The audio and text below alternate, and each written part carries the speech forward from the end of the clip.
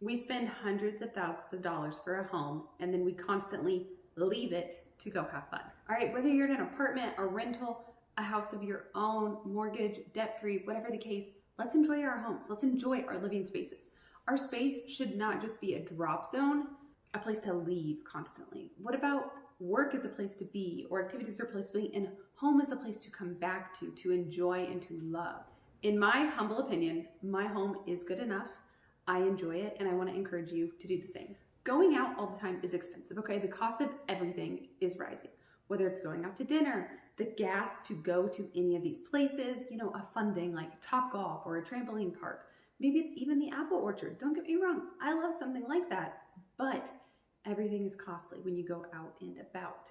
Now, of course, there's tons of free options. I've got videos on that. Going to the library, going to the park. But are you the type of person that on your way to those free destinations, you stop to get a coffee, or you maybe run through a drive-thru for fast food? Can still get costly. I want to encourage you to stay home and enjoy and make your home a beautiful, wonderful place. People also think going out can save time, like, oh, it's faster to get fast food. Honestly, I can whip up a meal pretty fast, all right? Have a few in your mind, and that could be a huge help.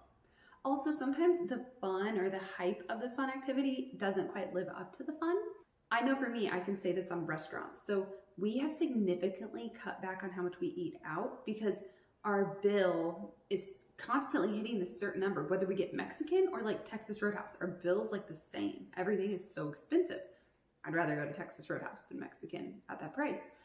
But my point being is we've slowed down on going out. Where we live right now, there's not a ton of great options. It's a lot of like local diners and stuff, which are fine. I'm all about supporting them.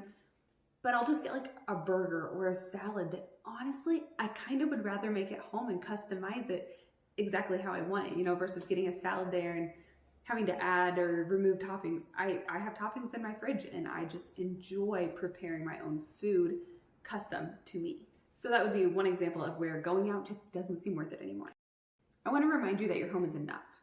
Okay, recently I saw a video, I think it's by That Minimal Mom or something like that, and she talked about a word and it had to do with like almost like home envy or like fear of hosting because you don't think your home is good enough. And that's because social media, we see all these staged houses. Your home is good enough, okay? And if it's not good enough for your friends, you need different friends, all right? So it's good enough for your family, it's good enough for friends, whether you're just hosting yourselves or hosting others. The cool thing about your home is you have probably customized it. You've picked the furniture, the decor, everything and anything. Like, enjoy the work you put into your house. Also, it is the most customizable, most specific venue you can go to. If the music's too loud, you can turn it down. The temperature's too hot, you can turn on the AC. You know what I mean? Like at a different venue, you have these things that bother you, like restaurants. Sometimes people are freezing cold, or again, at a concert, maybe it's a little too loud. At home, you get to choose everything and anything. So let's think about our mindset. When it comes to our home is not like a prison we're trapped in, but rather a retreat that we get to go to every single day. So let's talk about ways to make your home special or activities in your home special. First example, themed dinners. Not every night of the week. Maybe you do theme on Thursday. I don't know. I know people do Taco Tuesday a lot, but maybe on Thursday you do a theme, and the theme could be silly. It could be all purple foods. It could be something like Italian, and what you can do is like spice it up a little with like, okay, maybe you make homemade garlic knots. I do that. It's not very hard. You could do that with your kids. Maybe you make homemade pizza. Go for something maybe a little more challenging, involve your kids in the process and let them like get in the kitchen with you, which is a great opportunity for learning skills. And then maybe turn on some like Italian music, okay? If you got like a speaker or your phone or just whatever. And I don't mean necessarily words. I mean like background instrumental. It like sets the vibe. Maybe you do a candlelight dinner, and maybe every Friday it's a candlelight dinner and it's not a specific theme. Like you can do so many different things. And I would advise you also, you don't have to spend more money.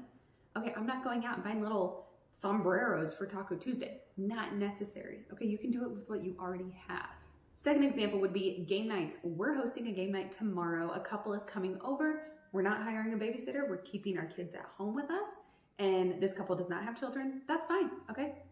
If we need to, we'll turn on the TV for our kids. Hopefully they'll play their own kid game and we do an adult game. We'll see how that goes.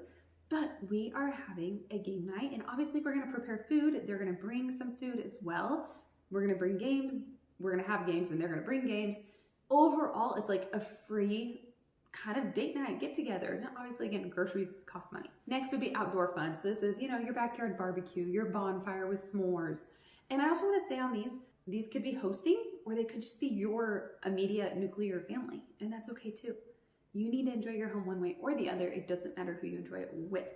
And then there's also just creating spaces in your home. Maybe this isn't for like a certain night, but just if you enjoy reading, create that reading nook. All right, if you like plants, put them everywhere. Make your home your own and make it what you enjoy. One thing that I think people can get wrapped up in really fast is following trends with their home. And this other influencer might have mentioned it as well. So if it was her thought, credit to her. But okay, like say in your kitchen you do white cabinets because everybody does white cabinets, but really you're a pop of color kind of lady and you're an eclectic person, not a farmhouse minimalist. Like, don't make your home be a trend. Make your home be you. Make it be a reflection of you and your family and your values, your interest. If you read books all the time, have that bookshelf. But if you also don't read books, don't feel like you have to have a decor bookshelf. You do you. And then my last example on that, of course, is the classic movie night. A lot of us do it. Spice it up, make it interesting, do homemade popcorn, maybe a special dessert like mud pudding or dirt pudding where you put like little gummy worms in it. Or, maybe you run to the library and pick out a DVD if you have a DVD player. Maybe you just do the typical streaming services. Whatever you do, that is okay. Make it special. Get out the blankets, save on those movie tickets. There is no need to go to the movie theater anymore. I'm sorry, I get some people are like, I want that experience. I don't want that experience. I'm freezing cold. I never buy the food because it's expensive. And honestly, more and more seats like that kind of gross me out. And I'm not even a germphobe. Airplanes, I'm like, I'll deal with it because I have to fly if I'm flying somewhere. But those movie theater seats, the amount of people that have sat in them and just, I think about creepy crawlies, and more, I'm like, I'm good. I haven't gone to a movie in so long. Like, I'm talking like, I know I haven't been since I've had children, but even before then, 7 years, 8 years, it's been a while for sure. And I don't really feel the need to go. It is too darn expensive. There are so many options to watch at home. And as I've said throughout this list, there's so many benefits to staying home. Obviously saving money. I am always all about saving money. Sometimes it can be saving time, like whether it's commuting, whether it's, having to stop and get gas, whether it's just, like I said, going out to a restaurant. It can take like 2 hours by the time you drive there, wait, get your table, eat your food, get home. Like, that didn't save you time. I'm sorry.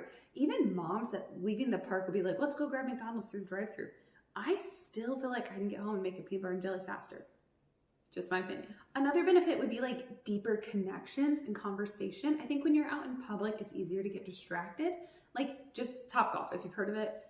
Picture playing that as a group of 4. You're trying to have a conversation, but then it's like, hey, you're up. And then you literally exit a conversation, hit a couple golf balls, and you try to come back, but then it's that person's turn. It's not doing well for conversation. And like going to a movie theater, same situation. Going to like a professional sporting event, a big play happens and you get interrupted. Versus at home, obviously you can still get interrupted depending on what you choose to do, but something like a game night or a cookout, your conversation ideally is a little more productive and like enjoyable, deep if you want it to be deep, and just more connective. A huge benefit of staying home is making memories here. I want my kids to remember this home and what we did in the home together as a family. That's important to me. It's not about the home per se, but those memories and connecting them and just having them here as a family is really special.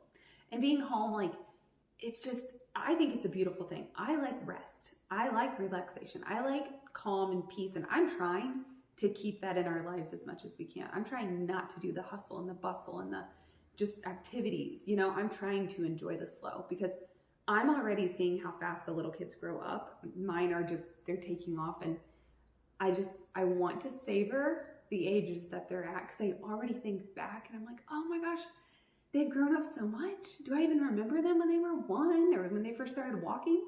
Because I know one day I am going to be older and look back and say, like, these were the good old days, and I want to enjoy them now. So I want to be home and present as much as possible with my kids. And like I said before, your home is your space. You control everything about it, the decor, the lighting, the temperature, the volume, everything. All right, and that can be really nice. Now, I think one thing we need to do before we enjoy our home is make it a place we want to be. So this could be decluttering. If your house is an absolute mess, it's not enjoyable to be in that space. So declutter, clean things out. Add things to the space that bring comfort. Okay, maybe you do have like a chair that's not comfortable and you're like, oh, it's my reading chair. You never sit in it. Add a pillow to it, or get rid of that chair and put a realistic, comfy chair there. Maybe it's an old school recliner, and I know it's not fashionable, but you're like, but it's my home and I like my recliner. Put a candle out if you enjoy a scent, or if you enjoy the ambiance of a candle. Same with the music. My kids, and not too long ago, I won't say the device because I don't want it to turn on right now, but they told the A device to play like sleepy time music or something. And it sounded like the music you would hear at like either a nail salon or like a massage parlor therapist situation. Oh my goodness, so relaxing, so peaceful. So even like you can use technology to bring you peace and to bring you joy without it being like overstimulating and like a negative. And I would definitely recommend that you celebrate the small wins. You know, celebrate those nights where you stay home and you cook a fun meal, or when you teach your kids how to roll out pasta. Like, enjoy the small wins. You don't have to have something on the agenda every day. It's not like Taco Tuesday, Monday we're gonna make spaghetti, Thursday we're gonna do a movie night. Like, chill. It doesn't have to be all the time. It doesn't have to be every day, but try to just incorporate more special. How do you take the mundane and make it memorable? Make it a moment that your kids look back on and go like, oh, remember that time when we did that thing? And like, you know, it's like giving their childhood memories and just these little like weird, quirky things. All right, make it memorable, make it interesting, and make it special. And you can do so without buying things, okay? We are not trying to spend more money or bring clutter into the house. I can't stand it, so that's not what I mean. I just want you to think of your home not just as where you live, but like how you live. Peacefully, relaxed, fast-paced, productive, whatever it means to you. Have your home reflect your life, and your life reflect in your home. So my challenge to you as the viewer would be pick one night and do something special. It could be lighting a candle at dinner. That could be it. All right, don't overwhelm yourself. We're not trying to add more to the to-do list for mom or dad. Keep it simple, but do one thing special or out of the norm this week in your home.